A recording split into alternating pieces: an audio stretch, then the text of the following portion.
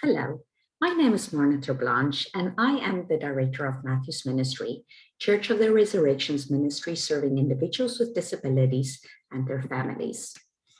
The purpose of the presentation today is to share details related to our monthly Family Night Out event, and particularly related to shortcomings that I've identified along with proposed improvements. The presentation will cover a description of the activity and its current state, shortcomings, a proposed improvement, the plan for implementing the improvement, including the examination of strategic questions and elements requiring change, the timeline for implementation, and a final step to evaluate improvements on an ongoing basis. Family Night Out is offered once a month in our fellowship hall and resource room on our church campus. Parents and or caregivers bring their loved ones for a night of fun activities, and ministry staff and volunteers have the pleasure of caring for the participants while parents and caregivers take a well-deserved night off. I've had the pleasure of scheduling, planning, and coordinating the event for the past 5 months. My own experience in planning and coordinating events, combined with the experience and passion for caring for individuals with disabilities of our longtime staff and volunteers, contribute to the success of the activity. Using the chat framework, I will briefly expand on a couple of aspects of Family Night Out to help introduce the shortcomings. We utilize a great deal of tools and resources, ranging from physical tools like spaces, dinner items, supplies for crafts, toys, games, a movie, to more abstract tools and resources like relationship building, cooperation, experience in behavior management, attitudes towards individuals with disabilities, and more. The division of labor is slightly complex, but for the purpose of this presentation, I will highlight responsibilities specifically related to participant caring by staff versus volunteers. Trained staff care for participants with more severe disabilities in our ministry's separate resource room. Volunteers are paired one-to-one or sometimes one-to-two with higher functioning individuals in the fellowship hall and share dinner, games, crafts, and a movie together. The current division of labor, that is, staff caring for participants in one space and volunteers caring for participants in another, leads to a couple activity constraints or shortcomings. The first is the difficulty in having enough staff and volunteers every month to ultimately allow more participants into the event.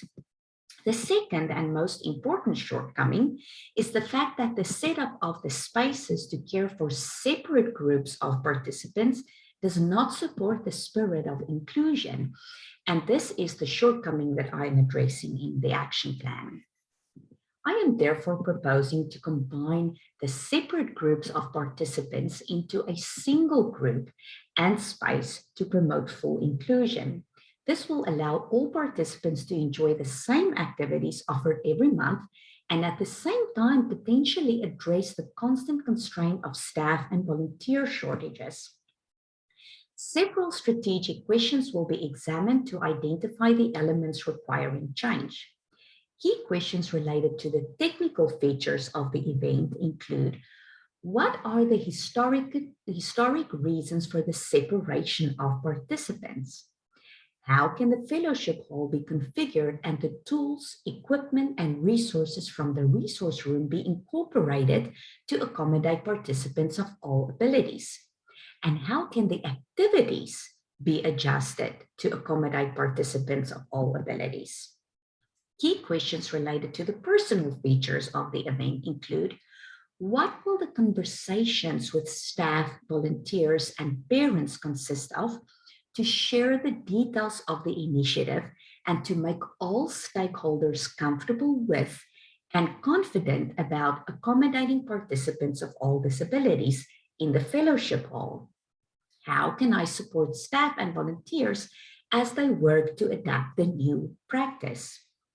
A key question related to the organizational features of the event include: how should I reallocate or restructure the staff and volunteer versus participant assignment to support the change?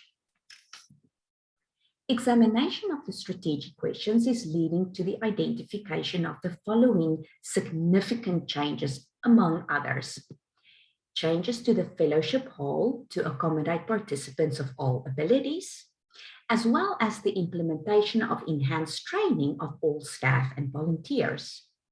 The benefits of the room configuration are endless, but for the sake of time, I will highlight the fact that one, we can host the event in a single space, which two, will allow all participants to share in the same activities, and three, should allow for adequate staff and volunteers to support the participants.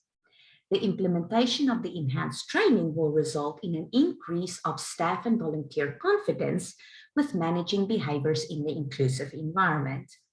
The key ministries and source special needs websites are great sources for training, as well as information on how other organizations are managing respite events.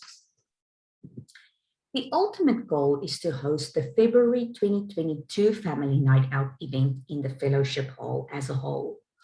Key milestones that need to be achieved in order to reach that goal include gathering historical information to understand the source and reason for the separation of participants, which needs to occur as soon as possible.